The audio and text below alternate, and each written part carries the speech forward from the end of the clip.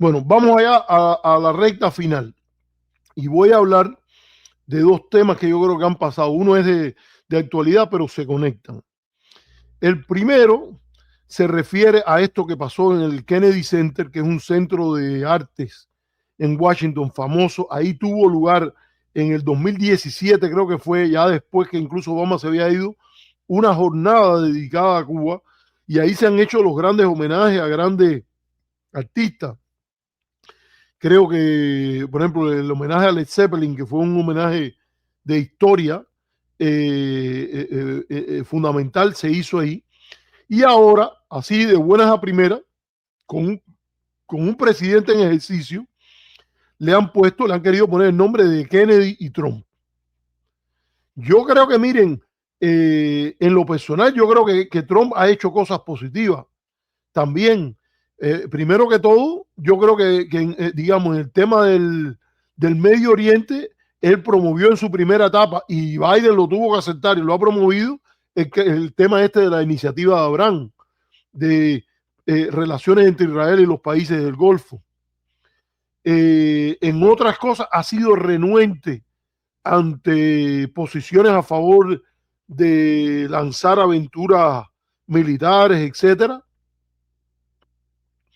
Y por ejemplo, también tengo entendido que hay aprecio por cosas que él hizo de la reforma de las leyes penales, del derecho penal y ese tipo de cosas.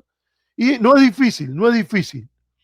Ahora, es singular que a un presidente en ejercicio le hayan puesto el nombre de él a este centro por una decisión única de la administración, cuando en realidad este centro se supone que sea manejado por mandato congresional. ¿Y qué diablos es esto de poner el nombre de un presidente que en el caso de Cuba cometió importantes errores, que él no traicionó a nadie, pero se dejó llevar por el embullo de la Bahía de Cochino y de gente que lo quería involucrar en una intervención militar, pero que después, en medio de la crisis de octubre, fue capaz de no dejar que la situación se fuera de las manos y fue un adalid de la paz mundial cuando tuvo la disposición a negociar un acuerdo donde hubo concesiones de parte y parte para la solución de los cohetes que habían sido instalados en Cuba.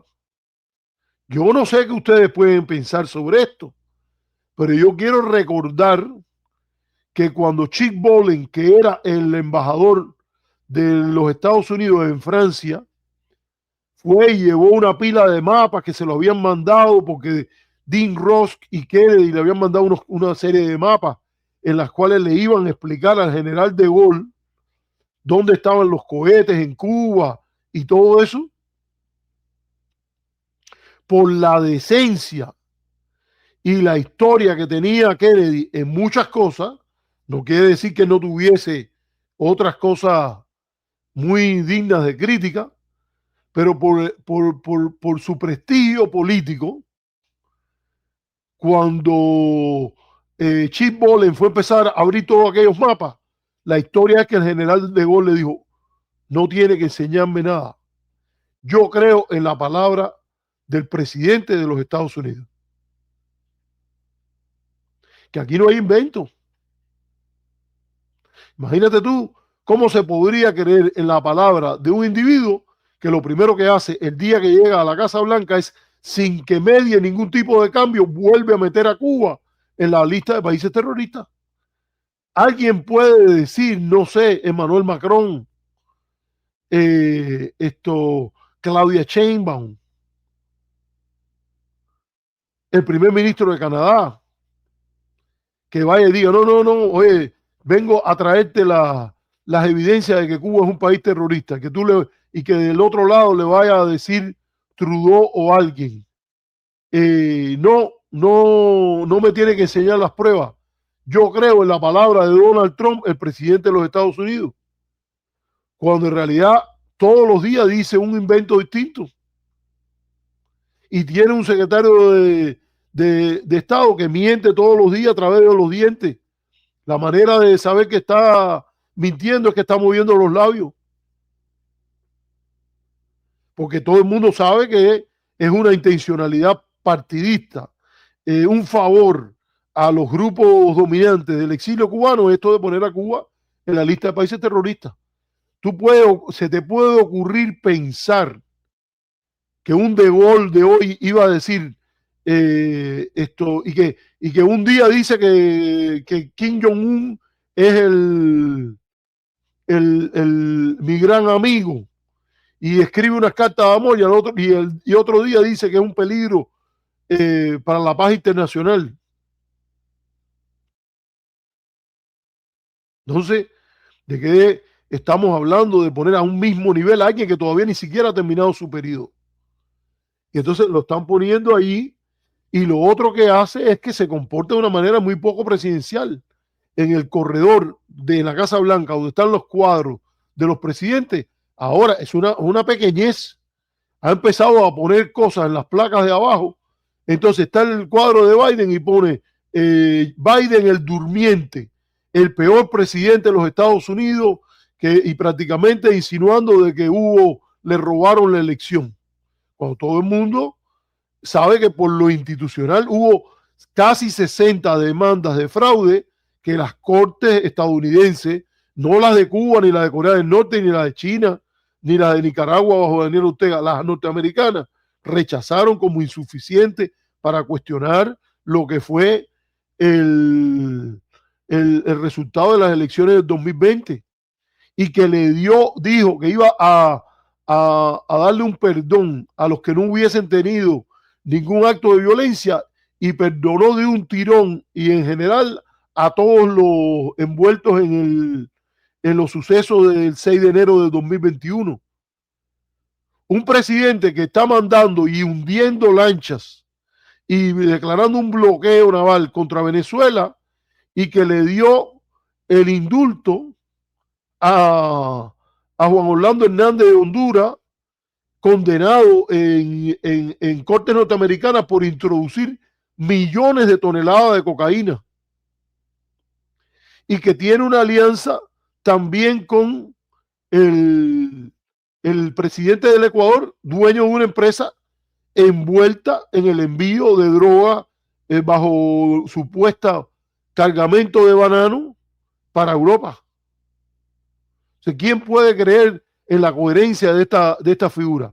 Para no mencionar los elementos de carácter. Vamos a recordar que Joseph Kennedy Sr., el padre, era el hombre más rico de los Estados Unidos y le dijo a sus hijos, nosotros le debemos lo que somos a este país. Y él, que había estado a favor de una política de apaciguamiento hacia Alemania, de todas maneras dijo, mis hijos, ustedes van a luchar en la Segunda Guerra Mundial. No por gusto se le llama a esa gente The Greatest Generation, la generación más grande. El hombre más rico de los Estados Unidos mandó a dos de sus hijos a luchar como tenientes uno como aviador y el otro al frente de un bote naval en el Pacífico. Y Kennedy recibió una medalla especial porque hundido su barco, él logró salvar a dos más de su tripulación. ¿Cómo comparar eso con alguien que no fue porque tenía el pie plano a Vietnam? ¿Qué cuento estamos hablando, señores? Es muy interesante, por ejemplo, hablé de que Marco Rubio había apoyado la candidatura de Vance, que yo no lo creo, pero también esto que está poniendo Felipe ahora de la entrevista que le hizo Vanity Fair a Susie Wiles, que es la jefa de despacho. Esto estábamos hablando al principio y dice que Trump tiene como una personalidad alcohólica, aunque es bueno decir, y es que él no toma. Que es interesante que dicen que en el jet set de Nueva York, él le gustaba mucho andar con las personalidades, las celebridades. Él era una persona que no toma alcohol, es bastante controlado por esa parte. Él tiene sus arranques de de proyección y de que a él no le ponen restricciones, que dice lo que piensa y que no tiene un control en lo que viene de aquí a la boca, lo cual para mí no es ningún mérito, porque un presidente se supone que tenga ese control, pero que la jefa de despacho, Susie Wiles, hizo algunas afirmaciones ahí que son importantes. Por cierto, hay un show ahí con la foto de Rubio que dicen de que es una foto que lo presentan en una imagen que no luce bien y que J.D. Vance dijo que le iba a dar $1,000 al fotógrafo si las fotos que sacaba presentaba a sus potenciales rivales o al resto de la gente en la Casa Blanca en peor luz. Pero es interesante esa dinámica. Pero ¿qué diablo estamos hablando aquí? Un presidente que, por cierto, también lo hizo George Herbert Walker Bush, se fue a la guerra. Lo hizo John Forbes Kerry, que también viene de otra familia de las más ricas. El cuento este de que fueron para allá, no pudo ir porque tenía el pie plano. O sea, primero, bueno, que termine el periodo y que haya una discusión en Congreso y si quieren después, le cambian el nombre y le agregan el nombre de él al centro Kennedy. Pero esto aquí, esto se parece mucho a un culto a la personalidad. Tanto que se critica en otros países, empieza Estados Unidos por tener una postura distinta y esto hay que decirlo, ¿no? Bueno, yo creo que ahí hemos hablado bastante de estas cosas. Sí, es verdad esto que dice Yuri de que iba a invadir a Cuba y que por eso fueron traídos los misiles soviéticos. Es verdad eso y es verdad también que al final de su administración, después de la crisis de octubre, hizo importantes gestos y envió mensajes por los cuales si él hubiese sobrevivido, es muy difícil pensar que a estas horas estuviéramos viviendo los niveles de hostilidad que se plantaron en aquel momento, tanto de él como su hermano Yuri, porque vamos a recordar que Bobby Kennedy, después de la muerte de su hermano, después de él haber sido el principal norteamericano detrás del programa Mongoose, y que trabajaba con el general Lansdale, él fue Bobby Kennedy el que dijo que mantener la prohibición de viajar era contrario a los valores y las libertades civiles de los Estados Unidos. Hay que tener una visión compleja y adecuada de estos temas y no se puede vivir. Fíjate, tú no puedes olvidar la historia, pero primero tienes que buscar y entenderla en su complejidad. Y segundo, no puedes convertirte en un esclavo de la historia, aunque la conozca. Nos pusieron los dos ojos delante y no uno adelante y otro atrás por algo. Y la realidad es que para construir el futuro habría que pensar como se ha hecho de las cosas, de las líneas positivas que se empezaron a esbozar en la administración Kennedy.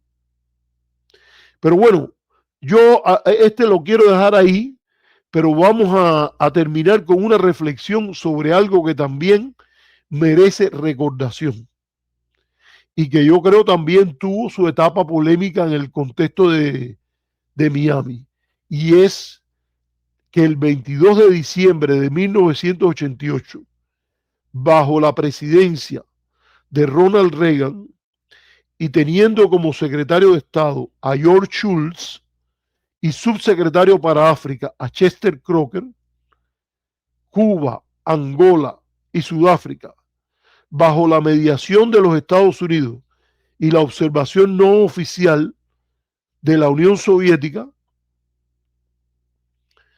firmaron en la isla del Gobernador y en la sede de las Naciones Unidas en Nueva York el acuerdo tripartito Angola, Cuba, Sudáfrica, que garantizó la independencia de Angola, la independencia de Namibia y avanzó a partir de la derrota de las tropas racistas sudafricanas, apoyadas por Jesse Helms, el gran amigo de los partidarios del bloqueo, el proceso de democratización en la República Sudafricana. Es un momento de gloria de la diplomacia cubana, de la diplomacia norteamericana, que hay que recordar en la relación entre los dos países. El sudafricano que está firmando, atrás se ve a Jorge Risquet Valdés. Cuenta Chester Crocker, que era el negociador norteamericano, que el proceso se dinamizó mucho cuando Risquet fue sustituido por Carlos Aldana Escalante. Y que dice, esto lo cuenta Chester Crocker en su libro Hora Crítica en el África Austral. Y yo creo que todos los cubanos a favor de la democracia, en la lucha contra el racismo, deberíamos estar orgullosos, celebrar en La Habana, Miami, en donde quiera, ese logro importante que fue el acuerdo tripartito Angola-Cuba-Sudáfrica, que se firmó el 22 de diciembre de 1988. Una oposición leal celebra lo bueno que haya hecho el gobierno, y la derrota del apartheid fue una cosa positiva, que engrandece el prestigio de Cuba, y que no se gana nada ahora corriendo y decir el desastre de Angola. ¿Qué desastre de Angola? Fue una victoria política, una victoria militar, una victoria al interior de la sociedad cubana, donde personas de todas las razas fueron a darle el golpe demoledor al bastión fundamental del racismo internacional, en una sociedad que es por principio una sociedad multirracial, donde el mensaje de pagar la deuda con África por todo lo que significó en los descendientes que dio a la nación cubana es un mensaje muy bien construido en el discurso y la narrativa histórica, la Operación Carlota. Y hay que recordar nuevamente aquí cómo se llegó a ese acuerdo. Primero, disposición del gobierno angolano a negociar una salida a la presencia de las tropas cubanas en Angola y a una salida de las tropas sudafricanas del sur de Angola. Una vocación del presidente Carter que empieza desde la administración Ford, en parte, de lograr la independencia de Namibia para completar el proceso de descolonización.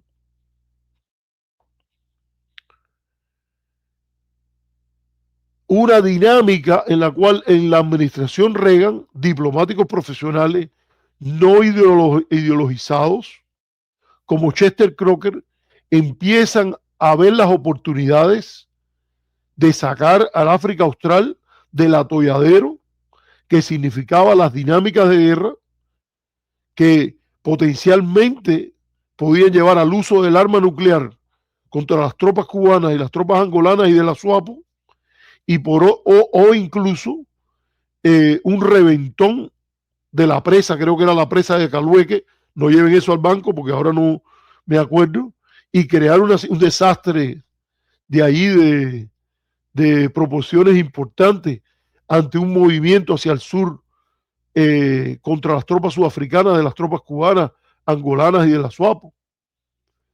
Y Crocker empezó a mover esto, envió mensajes a Cuba, primero a través de John Furch y después a través de Jay Taylor, que eran diplomáticos profesionales en la sección de intereses en La Habana, y que lamentablemente Elliot Abrams, delincuente condenado por el escándalo Irán-Contras, donde se violaron principios importantísimos de la política norteamericana, como no hay área de presupuesto que no esté bajo la audiencia y el control del Congreso. Tú no le puedes vender armas a Irán, violando el principio de que Estados Unidos no negocia con terroristas, y el dinero que coges no lo declaras, no lo pones en el Congreso, creas una empresa secreta y entonces empiezas a mandarle armamento a la contra nicaragüense, violando la enmienda Boland, los demócratas,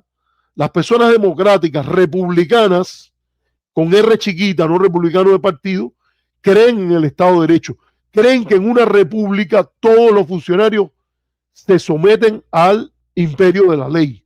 ¿Cómo vas a crear una doble contabilidad y crear una empresa que nadie sabe de dónde es? Y entonces para hacer tú, al margen de la ley y escondido del Congreso, lo que te dé la gana.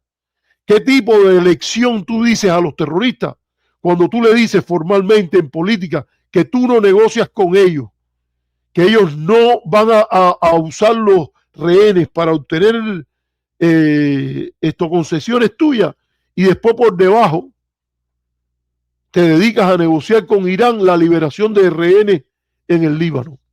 Y ahí estaba Elliot Abrams metido en eso. ¿Qué hizo Elliot Abrams con relación al tema de las negociaciones de los acuerdos tripartitos? Se embolsilló la respuesta cubana.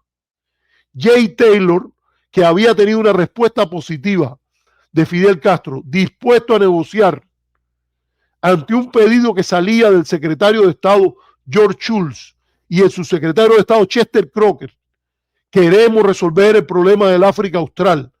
Y entonces, ¿qué pasa con los cubanos de Miami y de derecha que no quieren ninguna negociación con Cuba? Se les tira de la guagua andando. Ustedes no cuentan, no son importantes. Hay que cumplir con la escala de comunicaciones. Pues, ¿qué hizo Elliot Abrams? Se metió la respuesta que le envió Jay Taylor y John First en el bolsillo y no se la dio a George Shultz. Eso está claro. Eso también hay que decírselo a la gente de Miami. Ustedes no importan más que la política americana. Este país es un país que tiene una política exterior que debe ser, para ser gran potencia y para poder competir con los otros, tiene que tener una relación armónica, cordial, promover los cambios que quiera, un hemisferio democrático, pero no a través de la guerra y creando un sentimiento anti-norteamericano en Brasil, en Colombia, en Panamá, en Centroamérica, en todos los lugares donde se está planteando esto de una intervención a Pepe Pantalones. Pero no, esta gente y sus aliados que se creen que esto del juego es lo peor de la política cubana, en Estados Unidos se mezcla con lo peor de la política norteamericana. ¿Y qué hizo? Se echó Elliot Abrams, en compromiso con sus amiguitos de Miami, se echó en el bolsillo la respuesta que le habían mandado desde La Habana, dispuestos a negociar. Y hubo un retraso en la negociación que, gracias a Dios, Jay Taylor se encontró Jay Taylor, que era el jefe de la sección de intereses de los Estados Unidos en La Habana, se encontró en un corredor de Foggy Bottom, la sede del Departamento de Estado, con Chester Crocker, el subsecretario para África, y le dijo: ¿qué respuesta le puedo dar a los cubanos? Ya me han dicho varias veces que ellos quieren negociar. Y dice Crocker: a mí no me ha llegado la comunicación. Y se descubrió que había un eslabón en la cadena que se llama Elliot Abrams, que es uno de los que más ha estado apoyando hoy la guerra contra Venezuela, y que se metió las respuestas que venían desde su propia diplomacia en el bolsillo para ayudar a sus amiguitos cubanos y de manera ideológica mantener a perpetuidad el conflicto con La Habana, al precio de que Estados Unidos no lograra el éxito diplomático importantísimo que fue mediar una paz en el África Austral y buscar una descompresión gradual y una transición a la democracia a partir de conciliación en el régimen del apartheid. Pero afortunadamente hubo un buen norteamericano que se llamó Jay Taylor, o se llama, yo no sé si estará, era el jefe de la sección en La Habana, y que le dijo a Chester Crocker: ¿qué es lo que está pasando? Ya me han dado la respuesta varias veces. Y Chester Crocker dijo: bueno, ¿qué pasa aquí? Y fue y lo habló con George Shultz. Con George Shultz, no George Bush, con George Shultz. Y George Shultz, que tiene esa famosa frase que la diplomacia se parece a la jardinería porque hay que atender, dice, hay que todos los días hacer algo para que las flores te sigan creciendo. Y George Shultz llamó y dijo a Elliot Abrams Y a Chester Crocker le dijo, ¿qué es lo que está pasando aquí? No, yo entendí que no era importante. No, a ti no te tocaba decidir si era importante. Hubo una comunicación, un pedido firmado por el secretario de Estado apoyando a alguien que le importa un bledo la situación de los cubanos anticastristas en Miami, pero yo soy el secretario de Estado aquí. A mí me puso aquí el presidente Reagan y tú tienes que operar sobre esa base. ¿Qué me tienes que dar? ¿A qué cosa fue lo que te dijeron? Y entonces lo sacaron del juego, porque eso siempre es importante, señores. A los Dennis Hayes, que era otro que estaba metido en esto y que después fue el embajador de la fundación en Washington. A los Elliot Abrams hay que buscar. Usted tiene que estar dispuesto a romper con esos aguafiestas. El que en Miami, en Estados Unidos, esté a favor de una política de extensión, tiene que saber que esa gente está hecho para no pactar, que no son demócratas, que son anticomunistas, pero no son demócratas. Y hay que hacer todo lo posible para políticamente sacarlos del juego.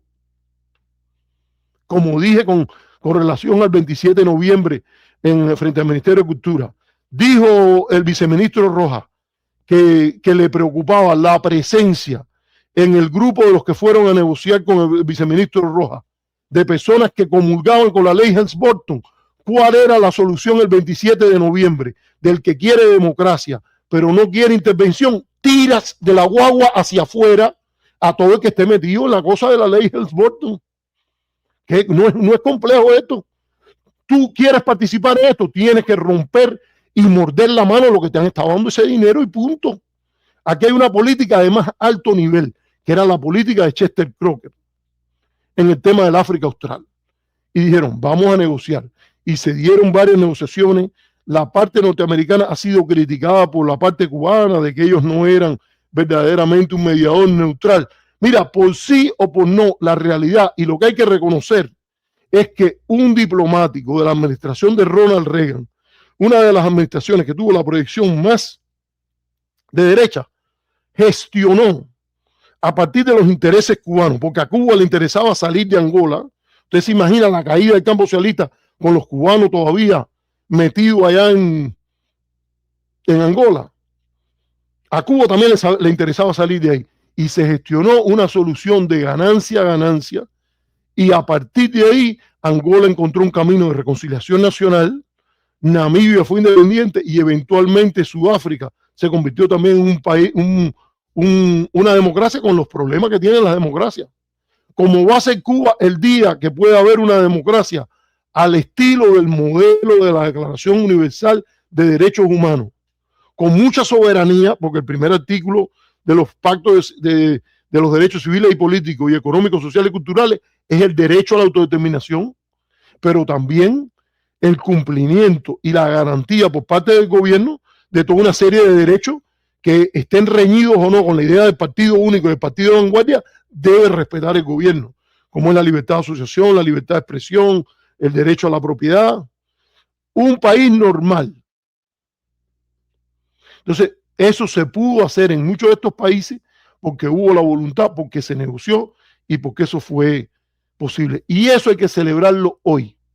Desde los Estados Unidos hoy, cuando mucha gente no quiere ni hablar de eso y no lo mencionan por ninguna parte, ni en el Miami Herald, ni en los periódicos, ni en todos esos lugares que festejan la acritud, la bronca, el pleito, que hablan de derechos humanos en el sentido de coger un bate de pelota y darle al gobierno cubano por la cabeza, no a partir de los principios del derecho internacional y tal como lo entiende ese derecho. Obviamente estoy hablando, por ejemplo, de grupos como Cuba por Cuba, El Toque, etcétera. Y bueno, toda la caterva, toda la gavilla que hay ahí en Miami de grupos, el Cubanet y todo eso, que eso es parte de eso mismo. Eso no tiene nada de oposición leal, ni de adscripción al derecho internacional, ni mucho menos. Eso es anticomunismo y platismo, como es inyectado en vena. ¿Ok? Entonces, aquí en este programa no se podía dejar pasar el 22 de diciembre sin decir que eso fue un gran momento de Cuba, de Estados Unidos, de Angola, de la SWAPO, de Sudáfrica, del mundo. Y donde a gente como Jesse Helms, el de la ley, y sus aliados y sus amigos, les tocó perder. ¿Por qué? Porque eran un obstáculo en lo fundamental al progreso. Y aquí quiero terminar con ese approach, con ese enfoque, porque está bueno ya de andar repitiendo la barbaridad esa de que Trump tiene que hacer algo. Que lo peor era que no haya nada, que no se produzca ningún golpe militar, ni mucho menos. No, lo mejor sería que no se produzca ningún golpe militar, que haya una política racional hacia Cuba y que haya una política racional en el tema de Venezuela. Bueno, señores, lo voy a dejar aquí. Nos vemos. Que tengo otras cosas que hacer aquí. Hemos hablado por un buen tiempo y espero que este programa les sea del mayor interés. Gracias a Felipe, gracias a Mendive que andaba por ahí, gracias a todos los que han estado conectados con nosotros. Hasta la próxima. Chao.